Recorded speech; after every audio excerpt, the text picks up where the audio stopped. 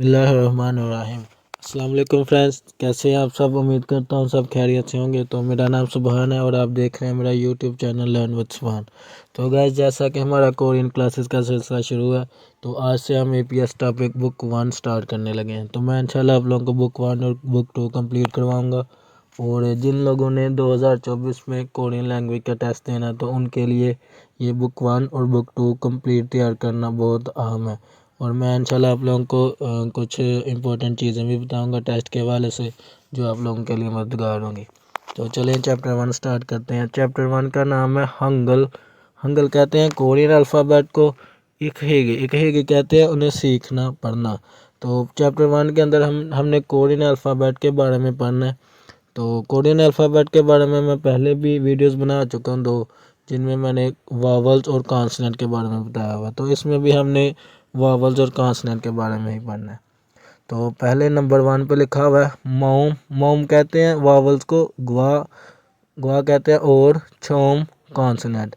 यानी पहले में हमने कॉन्सोनेंट और वावल्स के बारे में देखना है। तो ये पहले डिब्बे में देखें, ये कॉन्सोनेंट लिखे हुए हैं खीयक, नियन, दिगत, रियल, मियम, फियप, सियत, इयंग, छियत, हियत। तो ये सारे कॉन्सोनेंट मैं आपको पहले ही पढ़ा चुका हूँ डिटेल से। तो जिन लोगों ने वो नई वीडियो देखी हुई वो देख लें। इसके बाद नीचे ये वावल्स लिखे हुए हैं आ, औ, ओ, ऊ, ओ, ई, ए, वी, याओ। ये सारे वावल्स लिखे हुए हैं। इनकी आवाज़ें आप लोगों ने याद कर लेनी है और इनकी पहचान कर लेनी है। और वो मेरी पिछली वीडियो से देख लें, उधर मैंने डिटेल से बताया हुआ है। आगे नंबर 2 है हंगुक। कोरियन उमचुल अल्फाज खोसंग वजाहत, यानी कोरियन अल्फाज की वजाहत। यानी इधर इससे नंबर 2 में आपने देखना है कि हम कोरियन लफ्ज़ लिखते कैसे हैं।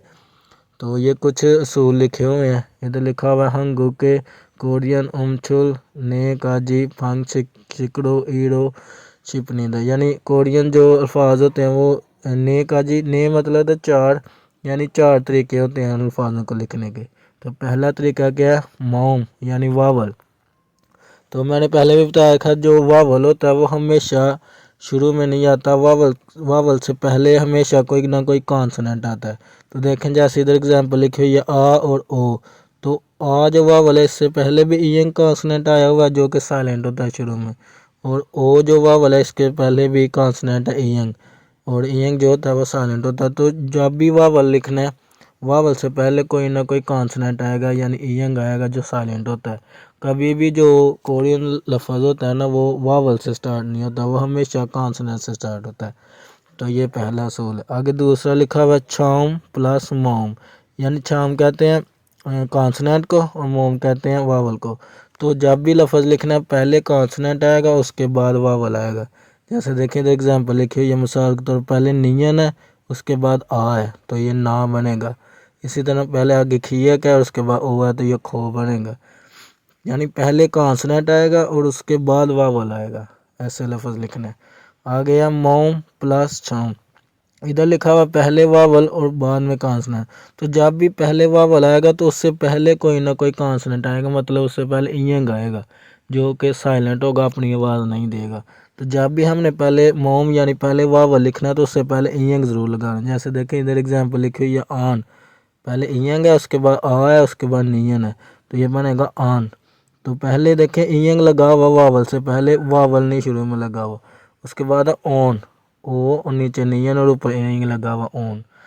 उसके बाद चौथा रूल है जिसमें लिखा है छाम कॉन्सोनेंट, मोम वावल प्लस छाम फिर कॉन्सोनेंट। यानी जब भी लफ्ज़ लिखना है कोरियन का तो पहले कॉन्सोनेंट आएगा उसके बाद वावल आएगा और फिर उसके बाद कॉन्सोनेंट आएगा। जैसे एग्जांपल है पहले है खीयक आ और ईयंग तो ये बनेगा खंग। खांग कहते हैं दरिया का। उसके बाद है खीयक ओ खो और नीचे मियम लगा हुआ खोम। तो पहले देखें कॉन्सोनेंट है फिर दरमियान में वावल है और उसके बाद एंड पे फिर कॉन्सोनेंट है। ये जो तीसरा कॉन्सोनेंट होता है इसे मैंने आपको बताया था, इसे पाचन कहते हैं। अच्छा ये कुछ ये 4 असूल थे लिखने के लफ्ज़, तो ये आप लोगों ने चारों जो है वो ज़हन नशीन कर लेने हैं। उसके बाद लिखा हुआ है मोम यानी जो कॉन्सोनेंट होता है वावल होता है। अफे, अफे कहते हैं सामने। पुछिन छूसंग, यानी ये इस सारे में लिखा हुआ है कि जो आपका वावल होता है ना, उससे पहले ये जो कॉन्सोनेंट होता है ना, इयंग, इसकी कोई भी आवाज़ नहीं होती। खागा यानी खा कहते हैं आवाज़ को, उपसमनिदा नहीं होती। यानी मोम अफे जो वावल के सामने होता है, वावल से पहले जो होता है कॉन्सोनेंट, उसकी कोई भी खागा आवाज़ उपसमनिदा नहीं होती। तो आपको पहले बताया जो वावल से पहले इयंग लगा तो इसकी कोई भी आवाज़ नहीं होती। आगे उसने लिखा हुआ कि जो आपका लफ्ज़ होता है ना, वो दो तरीक़ों से लिखे जाते हैं। या तो ऐसे लेटी शक्ल में लिखे जाते हैं, हॉरिजॉन्टल जिसे कहते हैं, यानी ये सीधी लाइन में, या ऐसे खड़े करके लिखे जाते हैं ऊपर से नीचे। तो दो तरीके से जो है वो कोरियन लफ्ज़ लिखा जाता है।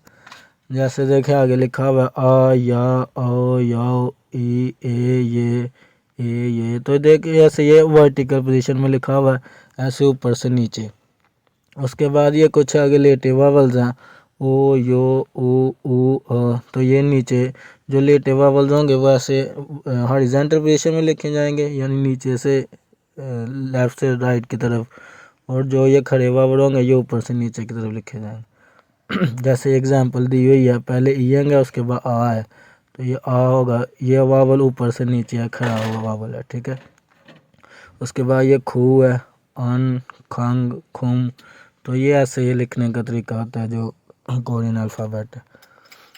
उसके बाद वावल्स है, तो वावल्स ये लिखने का तरीका बताया हुआ है।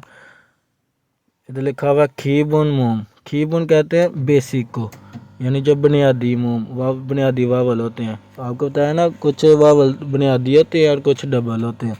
तो ये जो बुनियादी वावल्स हैं ना, जो बेसिक वावल्स हैं, वो लिखे हुए हैं। थाम कहते हैं आइंदा, यानी आगे आने वाला। इर्गो पढ़ो, शिप्शा यानी आइंदा आने वाले को पढ़ना है, ये लिखा हुआ। तो पहला वावल है आ। तो ये देखें, इसको लिखने का तरीका क्या, पहले एक सीधी लाइन है ऊपर से नीचे, और फिर इस दरमियान में ये छोटी सी लाइन है। तो ये ऐसे ही वावल लिखते हैं, पहला आ। उसके बाद दूसरा है या। तो ये एक सीधी लाइन है और दरमियान में दो छोटी लाइन है, तो ये ऐसे ये या लिखते हैं। उसके बाद आओ है, तो ये एक सीधी लाइन है और ये लेफ़्ट साइड पे छोटी लाइन, ऊपर में राइट साइड पे थी, तो ये लेफ़्ट साइड पे छोटी लाइन है। उसके बाद याओ है, तो इसमें भी लेफ़्ट साइड पे दो छोटी लाइन और पहले एक सीधी लाइन है। उसके बाद ये ओ है, एक सीधी लाइन और ऊपर एक छोटी सी लाइन। उसके बाद ये यो है, उसके बाद ओ, यो, अ, ए। तो ये आप लोगों ने देख लेने हैं, इनको पहचान याद रखनी है कि कौन सा वावल कैसे है और इसकी आवाज़ क्या है। आगे ये प्रैक्टिस के लिए डिब्बे बने हुए हैं, तो आप लोगों ने ये एक जगह पर वावल लिख के तो उसकी प्रैक्टिस करनी है, यानी एक वावल को जितनी दफ़ा आप ज़्यादा लिख सकें, 10-20 दफ़ा, ताकि आप लोगों की अच्छी प्रैक्टिस हो जाए। उसके बाद आ गया योनसब। योनसब कहते हैं प्रैक्टिस को। तो लिखा हुआ है, पहले नंबर पे लिखा हुआ है थाम, यानी आगे आने वाला। इर्ग पढ़ें, शिपशे यानी आइंदा आने वाले लफ्ज़ों को पढ़ें। तो पहले नंबर पे लिखा हुआ ई, यानी देखें ईयंग है और उसके बाद ई है, तो ये ई कहते हैं दो को, जो टू होता है ना दो, उसे ई कहते हैं कोरियन में। उसके बाद नंबर 2 में लिखा हुआ ओ कहते हैं 5 को। ये कोरियन काउंटिंग के बारे में पहले वीडियो बना चुका हूँ, जिसमें मैंने कोरियन ज़बान में जो गिनती होती है वो बताया हुआ है, 1 से लेके 10,000 तक आगे जितनी भी है। तो वो आप लोगों ने वो उधर से ये गिनती याद कर लेनी है कोरियन ज़बान में। उसके बाद तीसरे नंबर पे लिखा हुआ है आ ई। देखें ईयंग है, उसके बाद आ है, फिर ईयंग है, फिर ई है। आ ई कहते हैं बच्चे को, छोटे बच्चे को। उसके बाद चौथे नंबर पे लिखा हुआ ओ ई कहते हैं कुकम्बर, यानी खीरे को कहते हैं ओ ई। उसके बाद 5वें नंबर पे लिखा हुआ ओ यू कहते हैं दूध को। उसके बाद है यो, देखें पहले ईयंग है, उसके बाद याओ है, फिर ईयंग है, फिर ओ है, यो कहते हैं लूमड़ी को। तो ये ट्रैक 1 आप लोगों ने ना सुन भी लेना, ये मैं आप लोगों को लगा के दिखाता हूँ।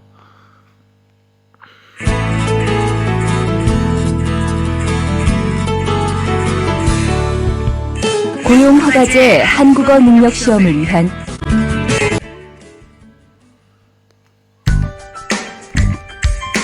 일과 한글 익히기 첫 번째 연습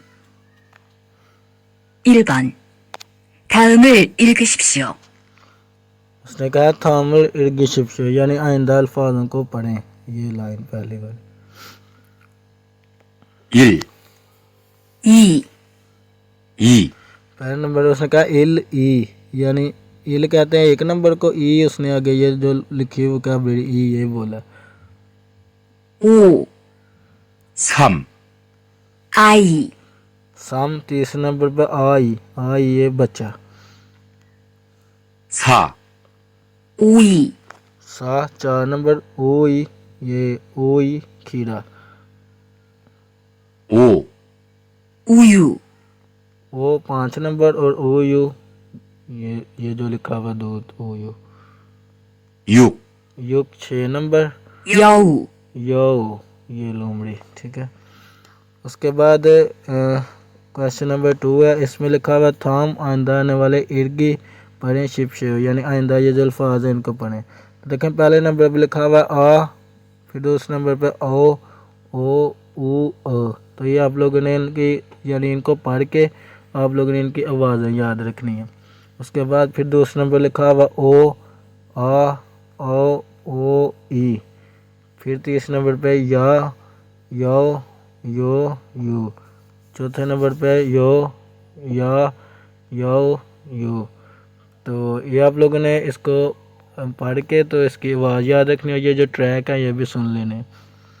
उसके बाद तीसरे नंबर पे लिखा हुआ थाम आइंदा तिदको कहते हैं सुनना, माजनन दुरुस्त, गौसल बात, खरोश शिपशे तलाश करें। यानी कह रहा है आइंदा इनको सुन के यानी आगे जो अल्फाज है इनको सुन के जो दुरुस्त लफज है वो आप लोगों ने जो है तलाश करना है। तो ये ट्रैक सुन के मैं आप लोगों को बताता हूँ जो है वो दुरुस्त लफज। 3번. सामबन कहते हैं 다음을 듣고 तीसरे नंबर। 맞는 것을 고르십시오. सामबन तीसरे नंबर। आगे उसने कहा थामन तिदगो माजन ग्रोसल क्रीशिप्शियो यानी दुरुस्त बात सुन के तो वो तलाश करें। 1, आ, इल कहते हैं पहले नंबर को। आगे उसने कहा आ। तो देखो दो लफ्ज़ है, एक आ है और एक ओ है। तो उसने आ बोला तो ये पहले वाला दुरुस्त होगा आ। 2, ऊ, दूसरे नंबर पर उसने बोला ओ तो ओ ये पहले वाला होगा। आगे आ है और पहले ओ लिखा हुआ तो ओ होगा पहले वाला ऑप्शन। 3, ओ, सम तीसरा नंबर। आगे उसने कहा ओ तो पहले आओ है और आगे ओ है तो ओ होगा ये दूसरे वाला।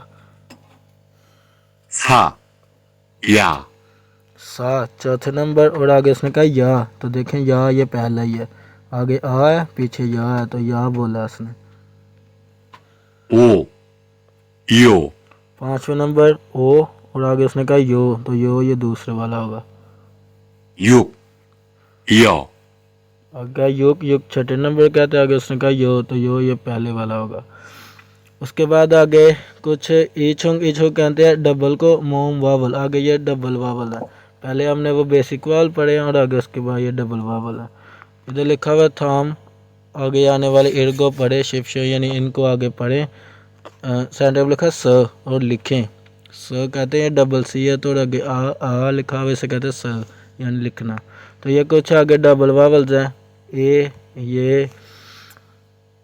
ये वाह वे वी वो वी तो ये आप लोगों ने डबल वावल्स हैं। ये भी मैंने पिछली वीडियो में आप लोगों को करवाया हुआ है। तो ये आप लोगों ने इसकी पहचान भी याद रख लेनी, इनकी प्रैक्टिस कर लेनी है। उसके बाद आगे फिर युनसुब है यानी प्रैक्टिस है।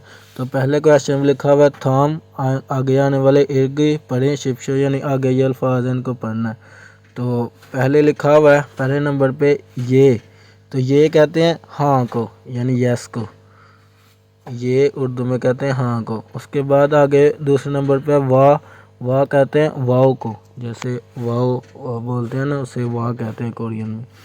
उसके बाद तीसरे नंबर पे वे कहते हैं क्यों। ये देखें इधर इस वाले निशान बना हुआ क्यों को कहते हैं वे। ये यंग है उसके बाद ओ है और आगे डबल वावल ए लगा हुआ था ये वे बन गया। वे कहते हैं क्यों को। उसके बाद चौथे नंबर पे है वायो कहते हैं आना। यानी कोई शख्स आ रहा है ना तो उसके लिए इस्तेमाल होता है वायो। ये ओ और आ, वाह और आगे यो लिखा हुआ तो वायो, वायो कहते हैं आना। 5वें नंबर पे वीए कहते हैं ऊपर, यानी अगर कोई चीज़ ऊपर रखी है, जैसे ये देख मेज़ के ऊपर किताब रखी हुई है, तो अगर कोई चीज़ किसी चीज़ के ऊपर हो तो उसे कहते हैं वीए। ये पहला डबल वाव वाला वी और उसके बाद ए है, वीए यानी ऊपर रखना। उसके बाद 6 नंबर पे है वावयो, यानी वैसे कहते हैं याद करना, अगर कोई चीज़ याद कर रहे हैं ना उसके इस्तेमाल होगा वीवोयो। तो ये आप लोगों ने ये जो वोकैबुलरी है ये सारी याद करनी है। उसके बाद दूसरा क्वेश्चन है, इधर लिखा हुआ है थॉम, आगे आने वाले इर्गो शिप्शो यानी इनको पढ़ें। तो पहले नंबर पे लिखा हुआ है ए, आगे ये, फिर वाह, आगे वो। दूसरे नंबर पे वी, अ, वाह, वे। फिर तीसरे नंबर पे लिखा हुआ है वो, ये, ए, ये, ई। उसके बाद वे, वाह, ए, ये। तो ये आप लोगों ने इसको भी देख लेना, एक दफ़ा इसकी प्रैक्टिस कर लेनी। आगे 6 नंबर पे लिखा हुआ थाम, आइंदा तिदगो सुनो, माजनन दुरुस्त, गौसल बात खरो शिप्शो तलाश करें, यानी इनको सुन के दुरुस्त बात तलाश करनी। तो ये मैं ट्रैक लगाता हूँ तो इसको हम देखते हैं। 3번. 다음을 듣고 맞는 것을 고르십시오.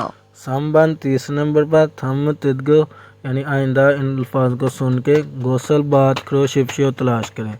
तो पहले नंबर पे देखते हैं। 1, 에, पहले नंबर पे इल, उसने बोला ए, तो ए ये पहले वाला होगा, ये दूसरा ये है और पहला ए है तो ए बोला उसने। आगे दूसरा 2, 왜, दूसरे पे उसने बोला वे, तो वे ये दूसरे वाला होगा, पहला ये है दूसरा वे है तो वे बोला उसने। 3, 위, तीसरे पे उसने बोला वी, तो वी ये दूसरे वाला होगा। 4, 의, सा उई, उई ये दूसरे वाला, सा चौथा नंबर, उई, उई ये दूसरे वाला। 5, 워, ओ 5 नंबर, वो ये पहले वाला, वो ठीक है, ये ओ है और आगे ओ है तो ये वो बन गया डबल वावल। 6, 와, 6 नंबर उसमें बोला वाह, तो वाह ये पहले वाला होगा। तो गाइस आप लोगों ने ये चैप्टर नंबर 1 कंप्लीट हो गया, तो आप लोगों ने इसकी अच्छे तरीके से प्रैक्टिस कर लेनी है शुरू से लेके एंड तक। इसमें आप लोगों ने बेसिक बस वावल्स की पहचान याद रखनी है और उसके बाद इनको लिखने का तरीका क्या है। तो ये वावल्स के बारे में और वावल्स को लिखने का तरीका ये मैं अलग-अलग पीछे वीडियो बना चुका हूँ, तो वो डिटेल से हैं, तो आप लोगों को उससे उधर से अच्छे तरीके से समझ लग जाएगी। तो चैप्टर नंबर 1 में हमने यही याद रखी इनकी पहचान, उसके बाद ये कुछ वोकैबुलरी है, ये यौनसब है ये वाली, और उसके बाद ये नीचे यौनसब है। तो ये दोनों प्रैक्टिस आप लोगों ने इसमें से वोकैबुलरी याद कर लेनी है, ये आप लोगों के लिए आगे काम आएगी। तो मिलते हैं नेक्स्ट वीडियो में इंशाल्लाह चैप्टर नंबर 2 स्टार्ट करेंगे। तो तब तक के लिए अल्लाह हाफिज़।